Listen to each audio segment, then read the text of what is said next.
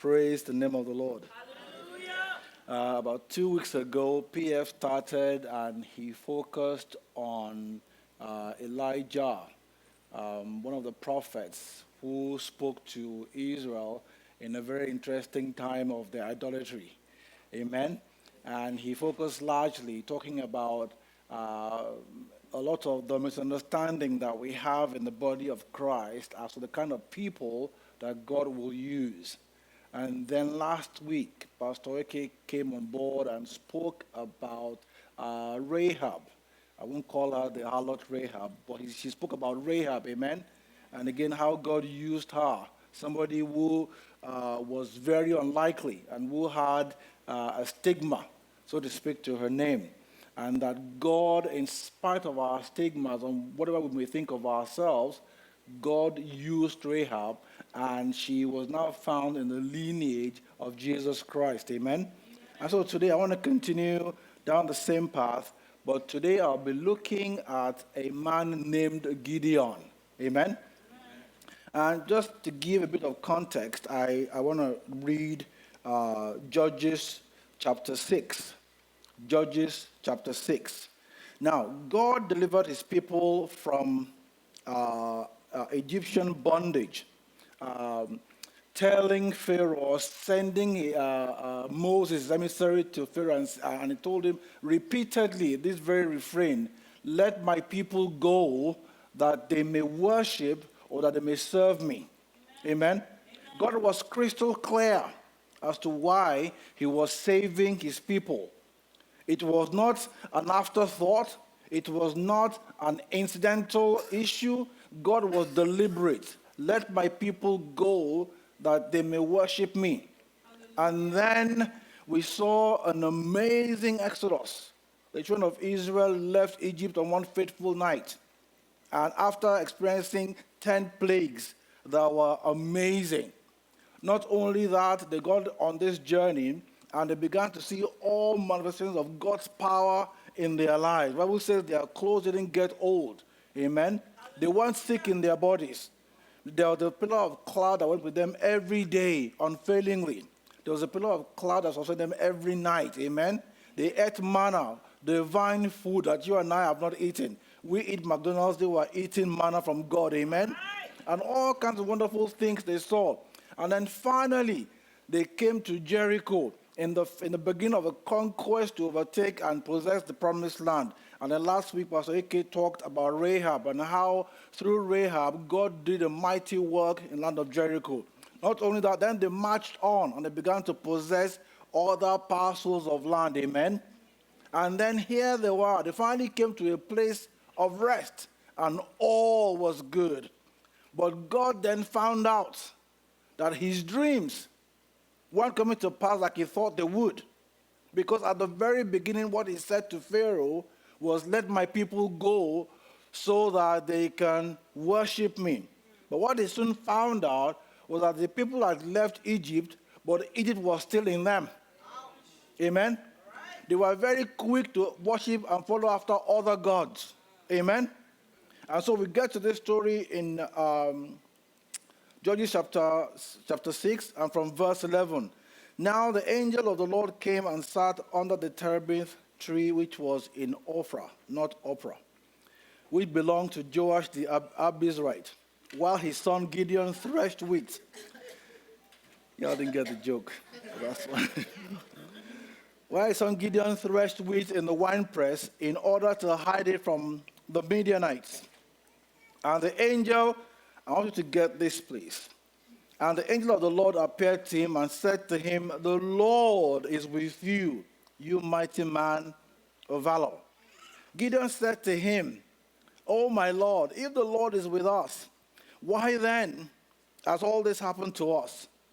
And where are all his miracles which our father told us about, saying, did not the Lord bring us up from Egypt? But now the Lord has forsaken us and delivered us into the hands of the Midianites. Then the Lord turned to him and said, go in this might of yours, and you shall save Israel from the hand of the Midianites. Have I not sent you? So he said to him, oh my Lord, how can I save Israel? Indeed, my clan is the weakest in Manasseh, and I am the least in my father's house. Listen to that and see how God appraised Gideon, but see how Gideon saw himself. And the Lord said to him, surely I will be with you and shall defeat the Midianites as one man. May the Lord bless the reading of his word in Jesus' name. Amen. Like I said at the very beginning, notice and understand this. Gideon did not impress God through his prayers and his fasting, then he made God show up on the scene. It was God that was looking to do a work in the earth, that his purpose, that his dream might be fulfilled. Then he found Gideon and went and called him. Praise the name of the Lord. Hallelujah. Understand this. God is never a silent partner when it comes to executing his own agenda. All right. Amen. All right. God is never a silent partner when it comes to executing his own agenda, not mine. Praise the name of the Lord. Hallelujah. In fact, God is so actively involved. And wherever God is, his glory is. Amen? Amen? I'll put it this way. God's glory consists of his splendor and his power. Amen? So wherever God is, his beauty, his majesty, and his power are demonstrated. Amen? Amen? So when God showed up in Gideon's life and said to him, go in this might of yours, I will deliver Israel through you. God was saying, here is all of me. Here is all my majesty. Here is all my splendor, and here is all my power. Let's go. Amen. Praise the name of the Lord. Hallelujah. In fact, the Bible puts it this way in Daniel 11:32, the second sentence. It says, those that know their God, they shall be strong, and they will do what? Exploits. Right. Praise the name of the Lord. Amen. And in 2 Chronicles chapter 16, verse 9, it says, the eyes of the Lord run to and fro throughout the whole earth, looking to show himself powerful or mighty on the behalf of those whose heart is loyal towards him. Amen. Praise the name of the Lord. Hallelujah. Are you ordinary, looking to do extraordinary things? Where's your heart? Where's your focus? All right. Praise the name of the Lord. Hallelujah. Second thing I want to say this morning, God is looking for ordinary or broken vessels. Why? In fact, the Bible says in 2 Corinthians chapter 4, verse 7, it says, we have this treasure in earthen vessels, so that the excellence or the power might be of God, not of us. You know why? God is looking for ordinary vessels, because there's a chance that if he walks with a good or perfect vessel, the glory will go to that man, not to him. That's right. That's right. Praise the name of the Lord. Hallelujah. Now, when you and I are drawn to God, you know what happens? We want to be like him. We demonstrate his power in the earth. He makes his glory manifest through our lives. Men are drawn to God. The Bible says, guess what? If your light is shining, men will lift up their hands and glorify God in heaven. But you know what happens? The guy thinks it's about me. My prayer and my fasting has done this. So next thing, I'm opening a ministry tomorrow morning, Taiwo, Pitan and Sons, evangelical ministry. You want to get healed? $10. You want a new job? Oh, I'm sorry, $10,000. You want a new job? X amount of dollars. Amen? So the guy becomes the God that people are notorious because we don't like to look for God. We look for God in people, and we see that person as God. That's right. Amen? That's right. So man of God, pray for me. PF was talking about this thing about 2 weeks ago. About how, and isn't that so? Let me show you something. This will blow your mind. Hallelujah. 1 Corinthians chapter 1, verse 27, 26 to 27, it says, "For you see your calling, brethren, that not many wise, according to the flesh, not many mighty, not many noble are called. But God has chosen by design the foolish things of the world to put to shame the wise. And God has chosen the weak things of the world to put to shame the things which are mighty." God's design is to be sure that at the end of it all, everybody is looking at him. Because all he wants to do is to draw you closer to him so that his purpose might be established on the earth, not your own imagination. Praise the name of the Lord. You know, unfortunately, for the sake of time, I won't read Gideon's story. It goes from chapter 6, 7, and 8, and is referred to again in Hebrews 11. At the end of the day, the people asked Gideon, "Come and be our ruler, you and your sons and your grandchildren." And publicly, Gideon said, "No, I don't want to be the ruler. You guys serve God. But guess what? Yeah, I'll give me all your gold rings." And then Gideon went and formed a golden ephod.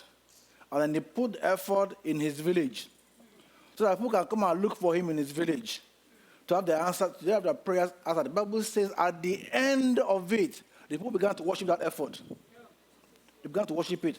And as soon as Gideon died after 40 years of ruling Israel, the people went back to the idolatry. In fact, they were so mean to his own family that they almost killed them. Because they didn't know God. They knew Gideon as their God after all. Praise the name of the Lord. Hallelujah. Number 3. About 2 weeks ago, PF said, "Do you have," let me not say delusions, "do you have dreams of grandeur? Do you have things that are in you that you believe you want to do to leave your mark on the face of the earth?" Hallelujah. It's okay to have those dreams. But my brother and my sister, take that dream and take it to God. And then later at the altar, let him do whatever he wants to do with it. You know why? There are men who by their own instinct and by their own imagination and by their own competency have done great things on the face of the earth. And it was about them. Hallelujah. Amen? Hallelujah. There was God help me. There was this French chef, Bernard Luzo. All his life he wanted to be a chef. And he achieved great things. He got so many honors by the French government. Now, there was this particular award that mattered most to him. It's called the Michelin Award, where they give 3 stars to the best restaurants in the world. He finally achieved that thing. And man, this guy was on top of the world. Now, that was in the early 90s. Now, sometime around the mid-90s, the French cuisine was changing, and they were introducing new ways of doing things. I'm not a chef, so don't ask me about details. I'm just giving like a macro view of this whole story. You can read it for yourself. Now, Bernard Luzo began to fight because having achieved so much and then seeing his achievement being taken away from him, stripped of him because there were new way of doing things, he fought and he fought and he fought so hard. He began to borrow money, and before you know it, he was in so much debt.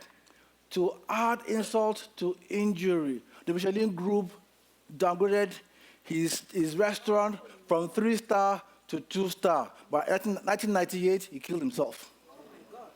Shot himself to death. Are you getting what I'm saying to you? You're looking at me weird. Go and read the story for yourself. Google Bernard Luzo. He's a famous French chef. Okay? Let me read this to you. Genesis chapter 11, verses 3 to 6. It says, Then they said to one another, Come, let us make bricks and bake them thoroughly. They had bricks for stone, and they had asphalt for mortar. And they said, Come, let us build ourselves a city and a tower whose top is in the heavens. Let us make a name for ourselves, lest we be scattered abroad over the face of the whole earth. But the Lord came down to see the city and the tower which the sons of men had built. And the Lord said, Indeed, the people are one, and they all have one language. And this is what they begin to do. Now, nothing that they propose to do will be withheld from them, because if you can get people to believe in a dream and you can cast it very before them, they can do horrible things because you compel them to see that vision. It's amazing. If you can get people to buy into an idea, no matter how horrible the idea is, and they're all in unison, they will do great things, or they will do the most horrible things. One guy called Adolf Hitler was in Germany at some point in human history and got men to believe in some idea even that he had. That thing literally shook the whole world and brought it to his knees. One man. So you don't need God. You can achieve great things. Amen? Without God. But if indeed you want to do great things for God, and you believe you have this wonderful idea, take it before God and say, Here, Lord. Oh, in fact, a very quick and easy way to figure out the source of your idea and the motivation, because it's amazing. The Bible says our hearts are deceitful and desperately wicked. We can imagine anything and say, and the idea will sound nice to me, but my ego is at stake. Now, if you want to do that to figure out where the idea is coming from, ask yourself, who benefits from the outcome of this idea? Hallelujah. Amen? Right. Those people wanted to make a name for themselves, not for God. It was never about worshiping God. They were going to build a tower that gets to heaven so that we can make a name for ourselves. Now, Joseph, on the other hand, understood this. At age 12, he had two dreams. One where there were stars, 12 stars bowing around him. Oh, no, I'm sorry. He saw 12, what do I call it? Wheat. I don't know what when you put them together. I forget the word now, but whatever. They're just like they were bound to his own bushel. Thank you, that's what I was looking for. Now, the next time he had another dream where the sun and the moon and 12 stars bowed before him at age 12. Then life knocked him into shape. When he now grew old, I realized that this dream could have gone my way or God's way. And the Bible says of him in Psalms 105, verse 19, until Joseph's word came to pass, until his dream came to pass. The Bible says the word of the Lord tried him. Meaning, before your dream comes to pass, that dream that you have, the word of God will try your character. All right. Hello? Did you hear me? Yeah. Before your dream comes to pass, if it's God's dream, I watch God now.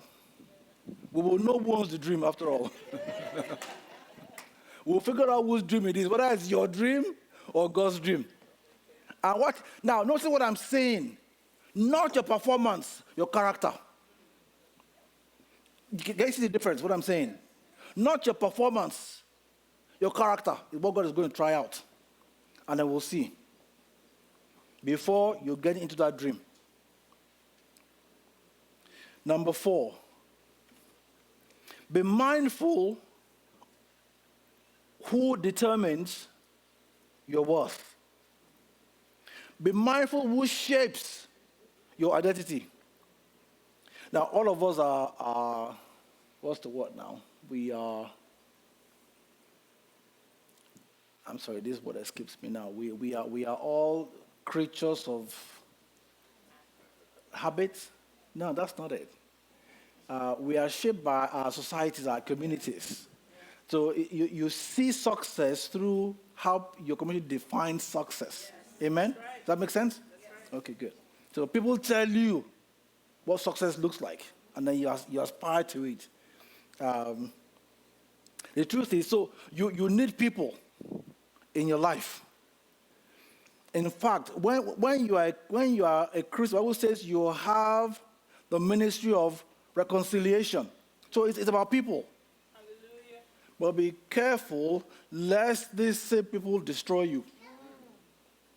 So PF, well done. Shake hand. God bless. God bless. Not bless, bless with a Z, because that's the extra blessing. It's about people.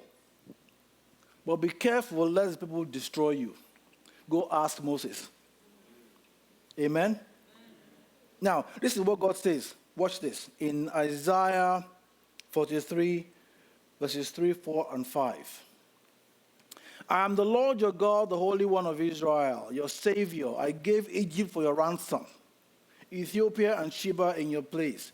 Since you were precious in my sight, you have been honored, and I have loved you. Therefore, I will give men for you and people for your life. In fact, Jesus will hang on the cross. That's how special you are to me. And yet, many of us, it's another flawed human being who doesn't know his left from God that will tell you who you are. And you believe it. And you live or you die based on his opinion. And God gave, Jesus hung on the cross for you. Amen? Now, notice in that story, when the angel showed up, he told Gideon, mighty man of valor. The first time Gideon pretended as if he didn't hear him. And they were having a conversation. Then the angel said it again to him, that go, you mighty man of valor. Then Gideon said, I will walk it.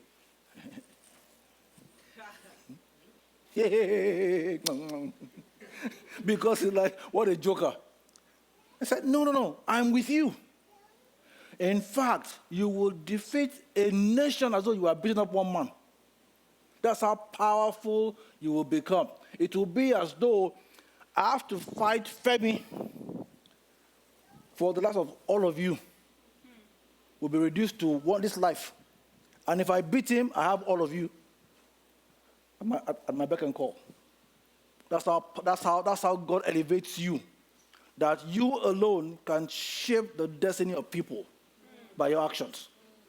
He says you will defeat Midian as though it was by one man, as though you were fighting just one man.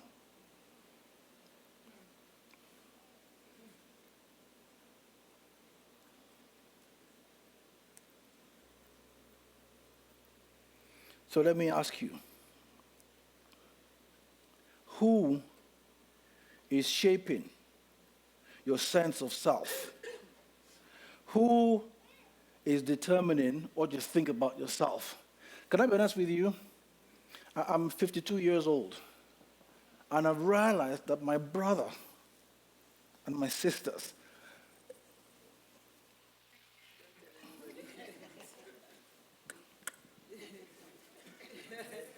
are we on the same page? That my mother, my brother, and my sisters still determine how I feel about myself. It's so annoying, isn't it? You know, they didn't get the memo that I'm a pastor in Redeem. They didn't get the memo.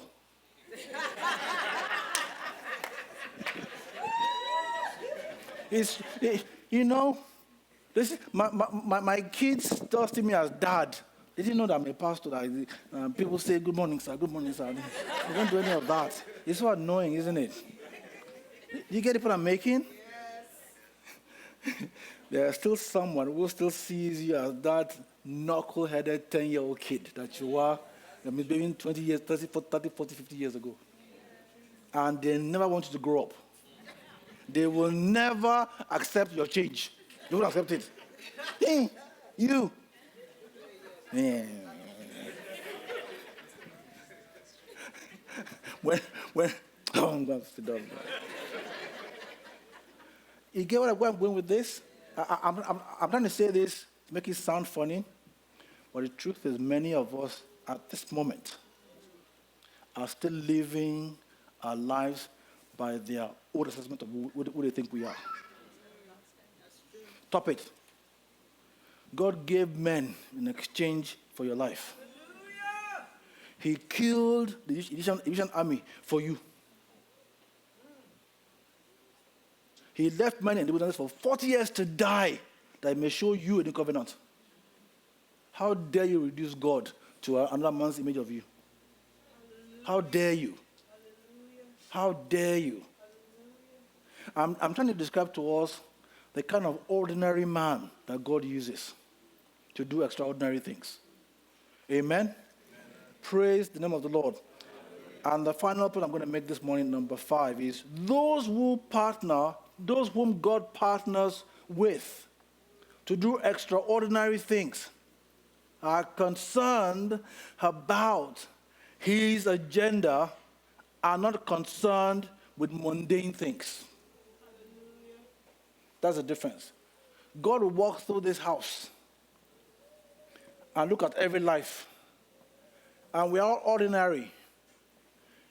And even though there were other young men in Israel on that day, he settled for a guy that was hiding in a wine press, threshing wheat that should be threshed in the open, because he knew that guy's heart.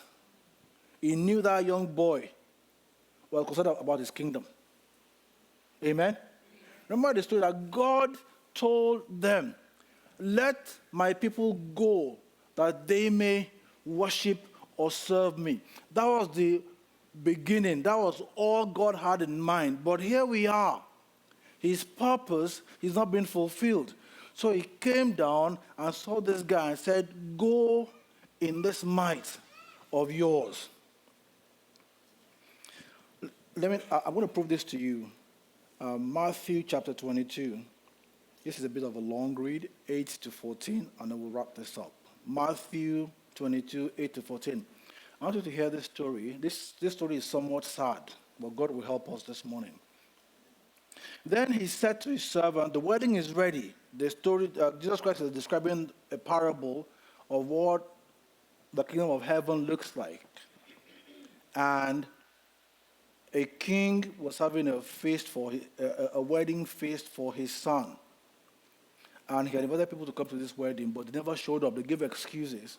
And so the king then called the servants to go into the highways or on the byways, wherever they can find anybody, and just invite any and everybody to the wedding. Does that make sense so far? Watch this. Then he said to his servants, the wedding is ready, but those who were invited were not worthy. This is Jesus Christ describing the kingdom of God. Therefore, go into the highways, and as many as you find, invite to the wedding. Watch this. So the servants went out into the highways and gathered together all whom they found, both good and bad. Both bad and good. It didn't matter that they were worthless. They were not worthy of invitation. Just invite them and let them come in. That sounds something like what grace is. Watch this. And the wedding hall was filled with guests. But when the king came in to see the guests, he saw a man there who did not have on a wedding garment. So he said to him, friend, how did you come in here without a wedding garment? And he was speechless. I heard there was food. There was drink. Then the king said to the servant, bind him hand and foot, take him away and cast him into outer darkness. Here's the painful part. For many are called, but few are chosen.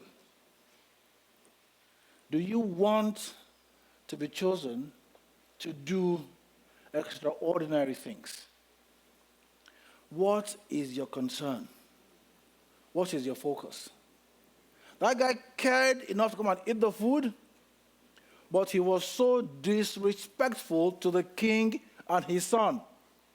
If I ask you to go for a wedding, at least you'll go and have a shower or a bath and put on decent clothes to prove that you have an appreciation of where you are going or what you were invited for and where you were invited into. He just came in like I didn't care. He's I was invited. Yeah, don't do me no favors. He just walked in and began to eat. And when the king asked him, what are you doing here? No defense. Because he knew that he had no defense. Did you get that story? All of us here have been saved, even though we don't deserve to be saved. Yet many people continue to make of no importance the grace of God in their lives, because they simply continue to chase the very things that they were chasing pre their salvation. They didn't care for God to begin with. God came and invited himself and pulled them from out of darkness into his light. And they were literally walking back into darkness with full throttle. They don't care. May that not be our story in Jesus' name. Amen. The guests came to the wedding just to eat the food and had no appreciation for the king or his son. Unfortunately, that is the position of many Christians today. We're not mindful. I can give you Jesus Christ. Here's a buffet. Here are people that if you give them your first son, they can turn him into money for you. Here is a place where you can work hard. You have your connections, you can get rich. Here's another place where you can do unsavory things and get rich. Choose. And Jesus Christ was just perhaps the most convenient and the cheapest of these options. Did you get my picture? That's what many people are doing today. Praise the name of the Lord. I can see, I'm sorry. God bless you.